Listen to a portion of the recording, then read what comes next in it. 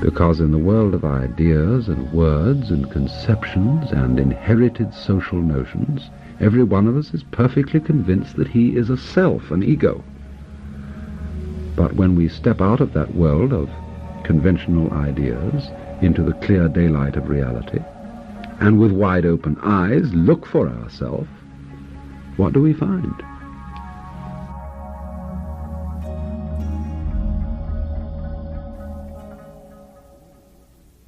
When I originally planned this series of talks, I had not intended to include what to me is one of the most remarkable books in the world.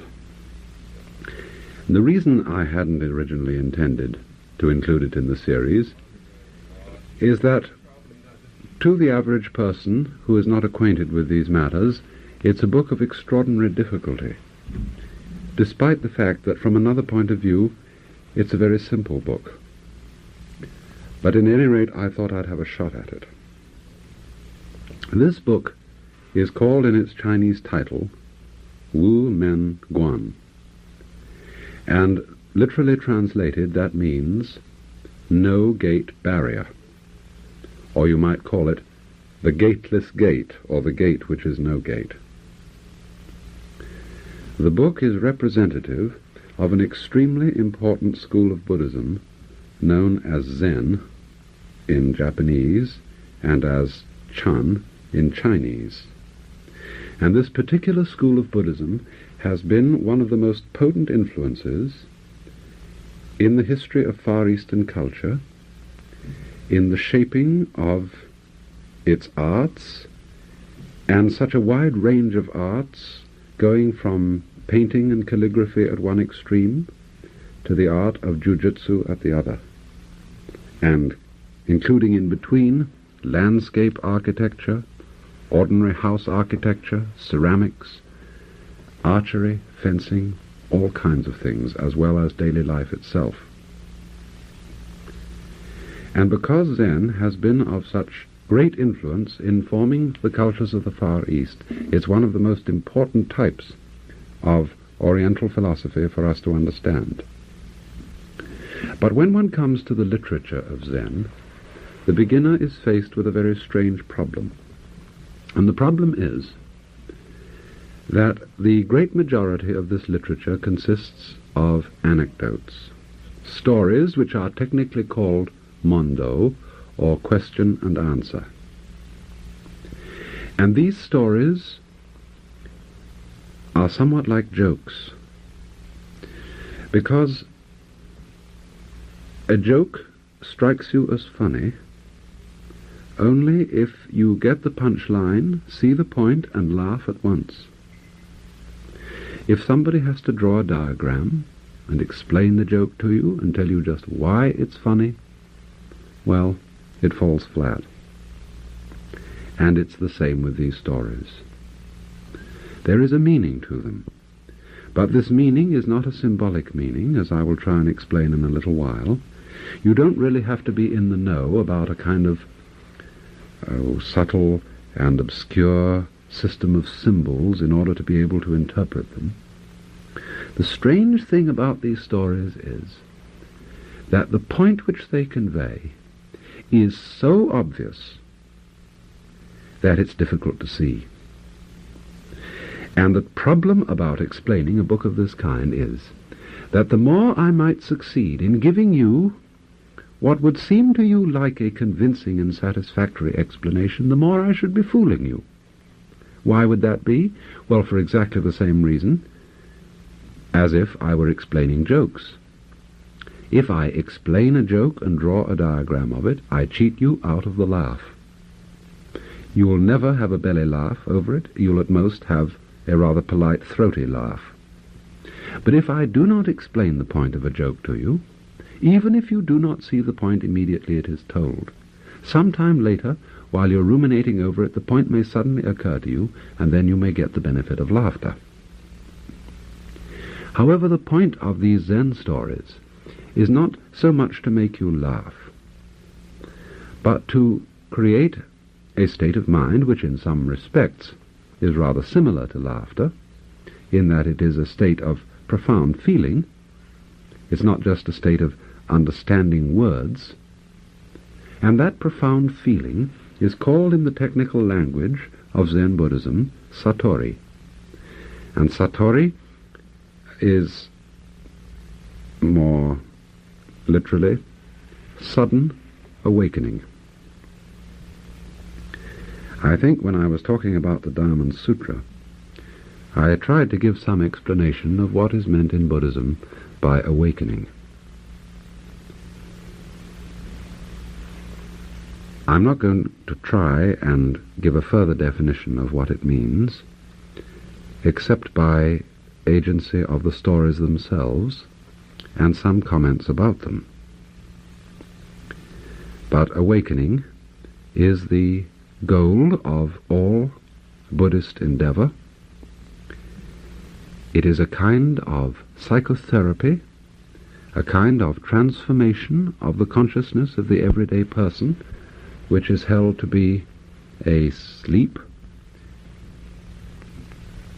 into a state of awakening, in which you might say he is so clearly conscious of reality that he is never fooled anymore by the illusions of life.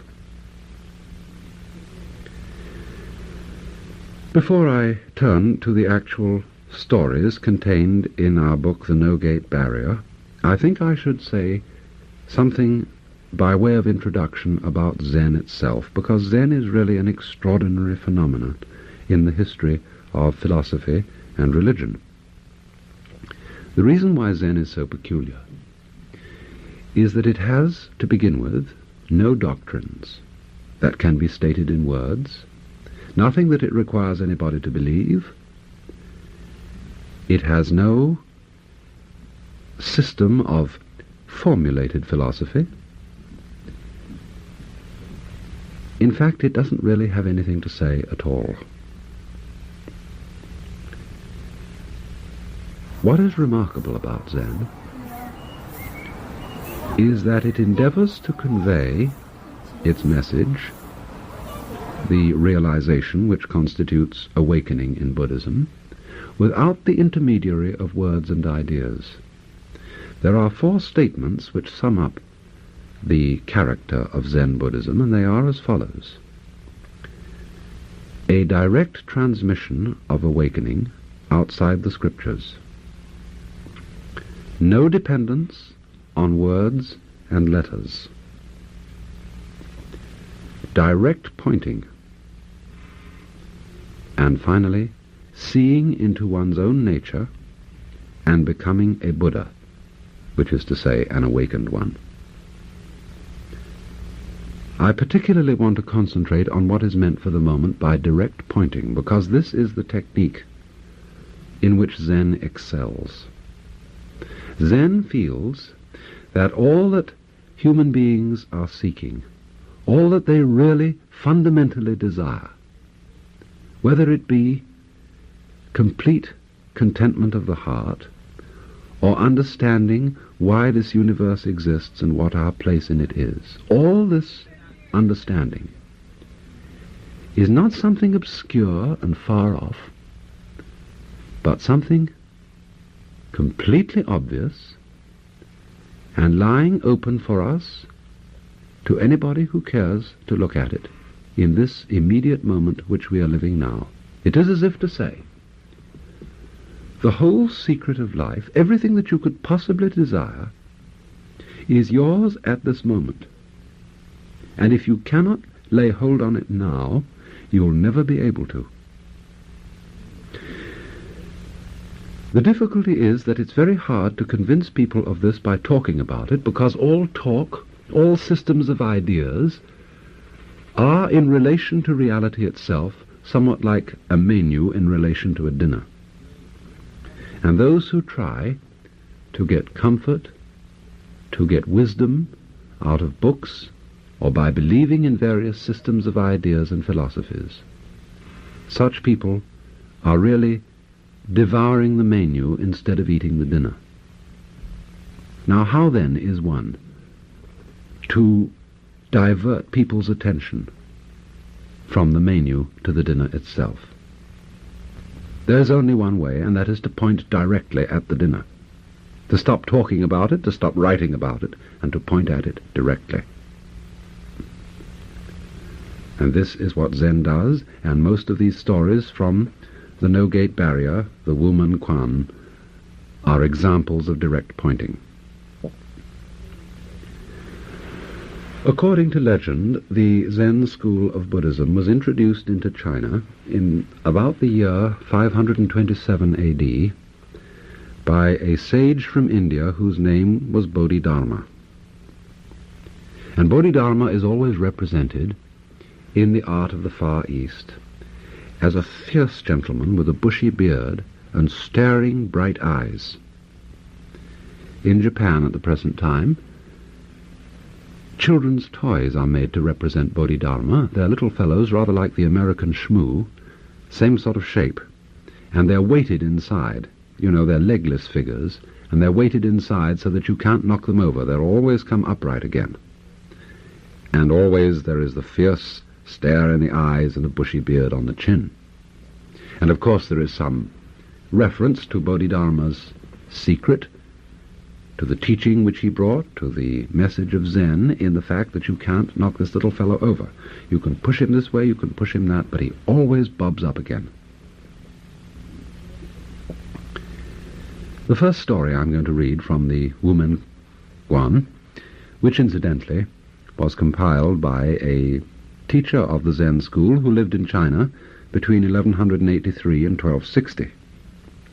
The first story I'm going to read you is the story of the encounter between Bodhidharma and his first disciple, whose name was Eka. Bodhidharma was sitting facing the wall. His future successor, Eka, stands in the snow and presents his severed arm to Bodhidharma.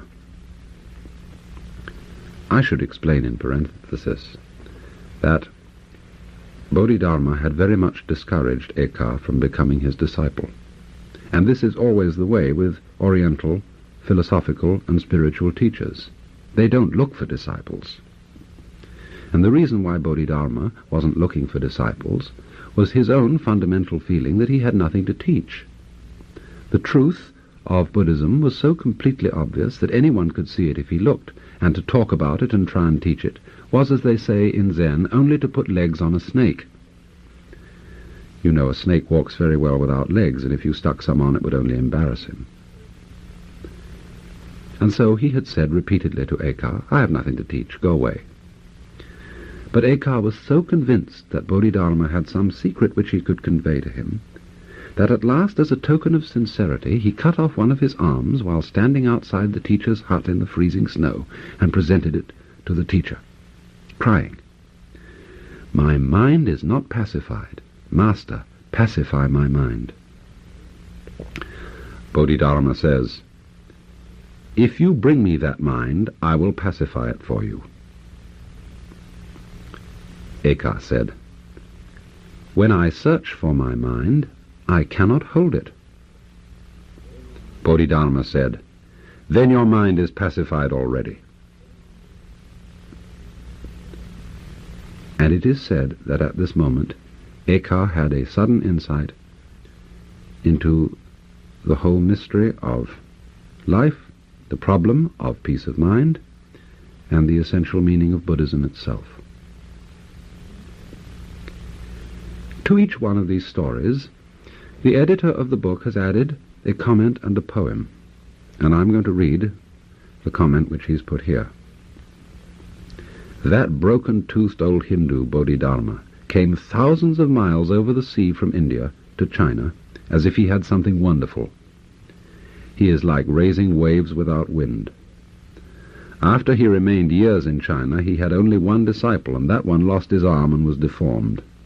Alas, ever since he has had brainless disciples." And the poem? Why did Bodhidharma come to China? For years monks have discussed this. All the troubles that have followed since came from that teacher and disciple. It's a characteristic convention of Zen literature, that the masters of this school poke fun at one another.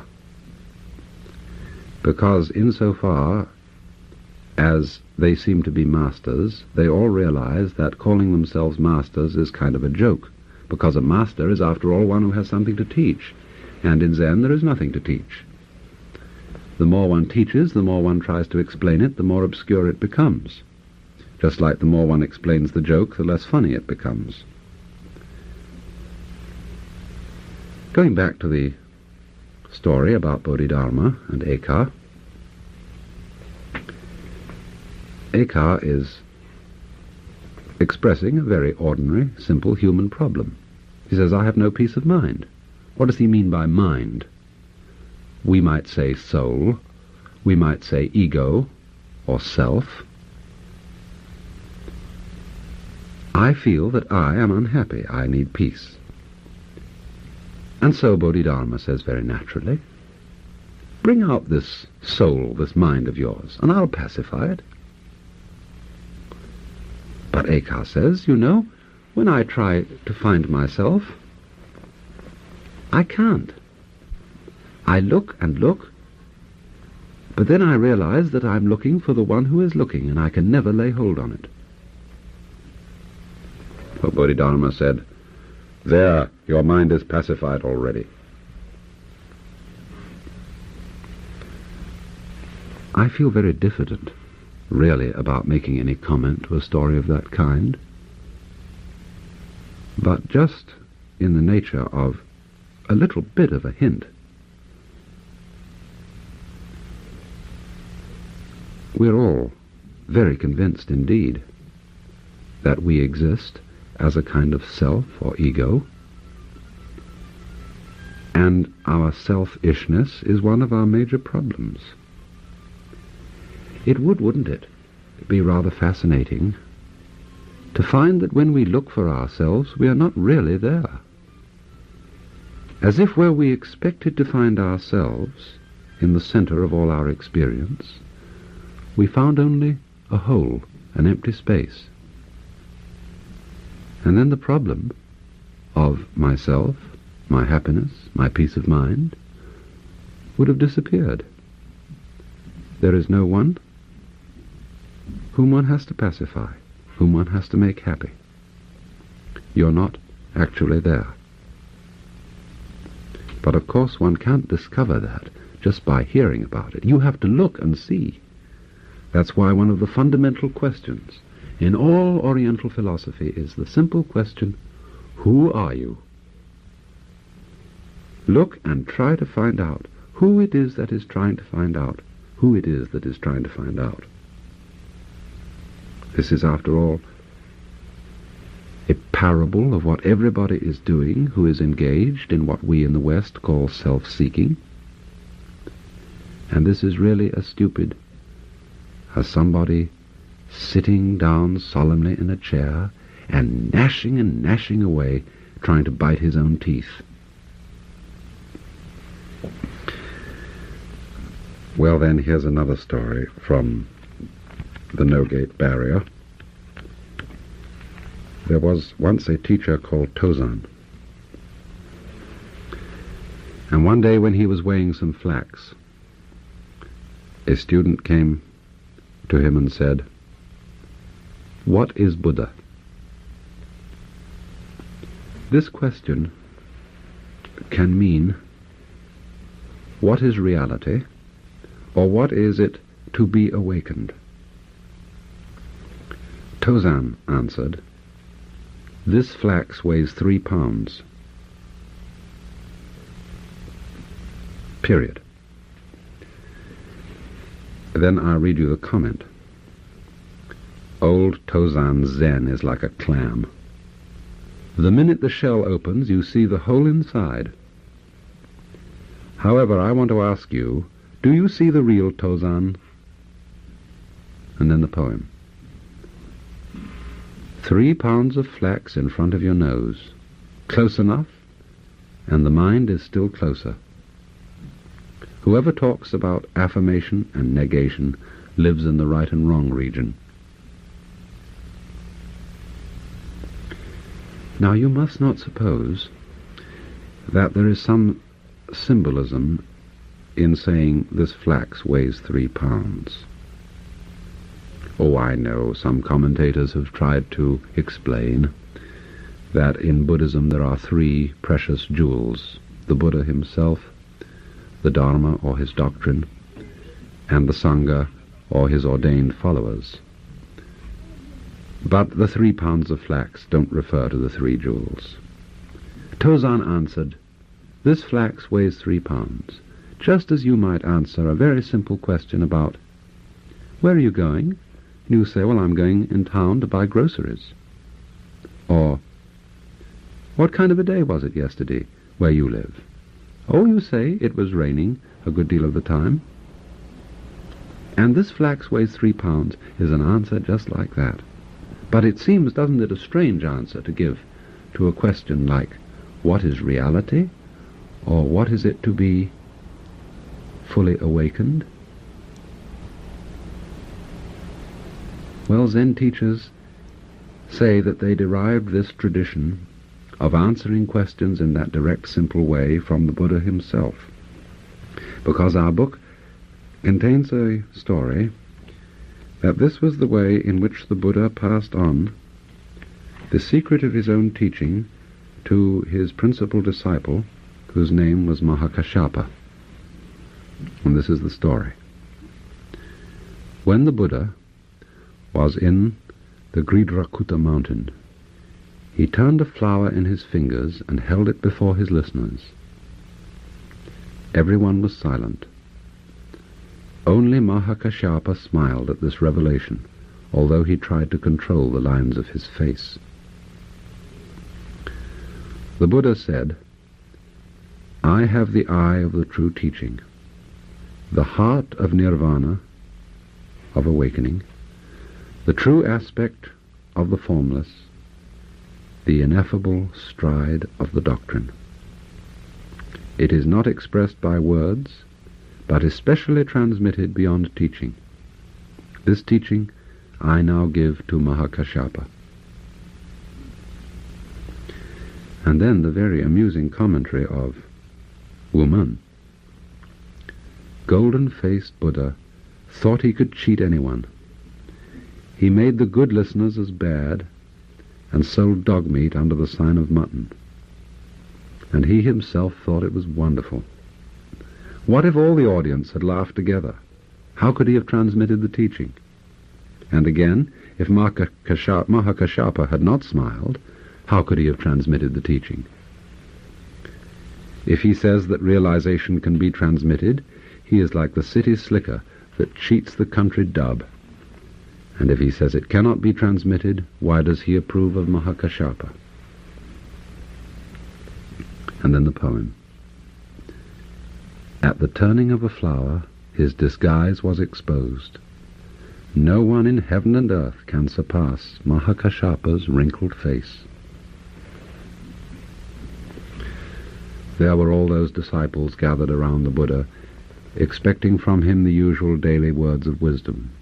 And instead of that, he said nothing. He just picked up a flower and held it in his hand. And this is the same sort of answer that Tozan gave when he was asked, "What is reality?" He just said, "This flax weighs 3 pounds. An ordinary statement, just as holding up the flower, is an ordinary action." When Zen teachers began to answer questions about reality in this way, they had their imitators, those who thought that they had got hold of something that was, a sort of new, cultish fad in the way of religion, and they went around imitating these kind of antics in order to seem wise and to collect followers. But this is what happened to a person who tried that sort of thing. It's the story called Gutei's finger. Gutei raised his finger whenever he was asked a question about Zen. A boy attendant began to imitate him in this way. When anyone asked the boy what his master had preached about, the boy would raise his finger. Gutei heard about the boy's mischief. He seized him and asked him the question, "What is the fundamental principle of Buddhism?" The boy raised his finger, and at once Gutei cut it off. The boy cried out and ran away. But Gutei called out and stopped him. When the boy turned his head to Gutei, Gutei raised up his own finger. In that instant, the boy was enlightened. When Gutei was about to pass from this world, he gathered his monks around him. "I attained my finger Zen," he said, "from my teacher, Tenryu, and in my whole life I could not exhaust it." Then he passed away.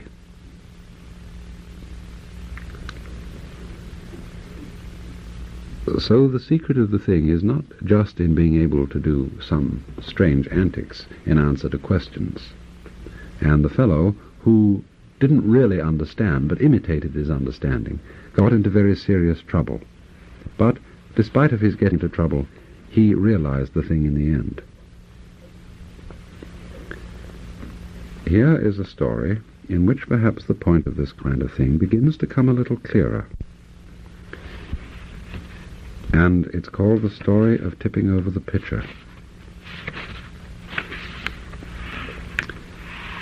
Hyakujo wished to send a monk to open a new monastery. He told his pupils that whoever answered a question most ably would be appointed. Placing a water pitcher on the ground, he asked, "Who can say what this is without calling its name?" The chief monk said, "No one can call it a wooden shoe." But Isan, the cooking monk, tipped over the pitcher with his foot and went out. Hyakujo smiled and said, "The chief monk loses," and Isan became the master of the new monastery.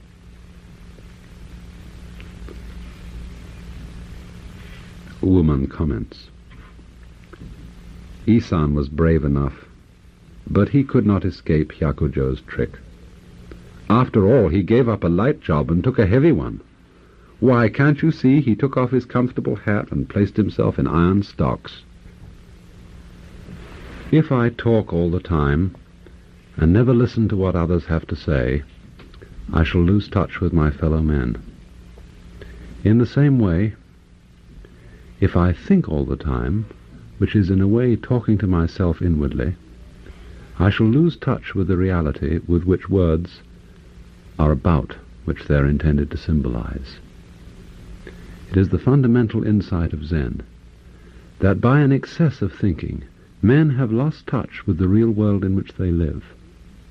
The solution to this problem is to be silent in one's mind and to look again at the real world, not thinking, but seeing it directly.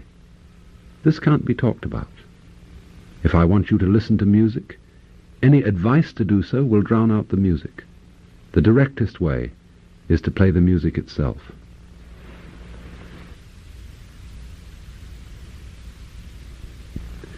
In other words,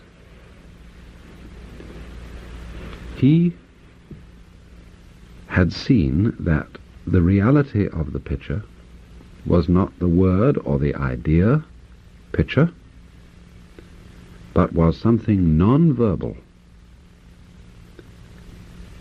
And by this action demonstrated that this was his understanding. You cannot put what it is into words. And this indeed is a central point of Zen and of Buddhist understanding in general, that reality is beyond words, and that one must not confuse the world of things as we think about them and talk about them and name them with the world as it actually is. The first story I read was a case in point, because in the world of ideas and words and conceptions and inherited social notions, every one of us is perfectly convinced that he is a self, an ego. But when we step out of that world of conventional ideas into the clear daylight of reality, and with wide open eyes look for ourselves, what do we find?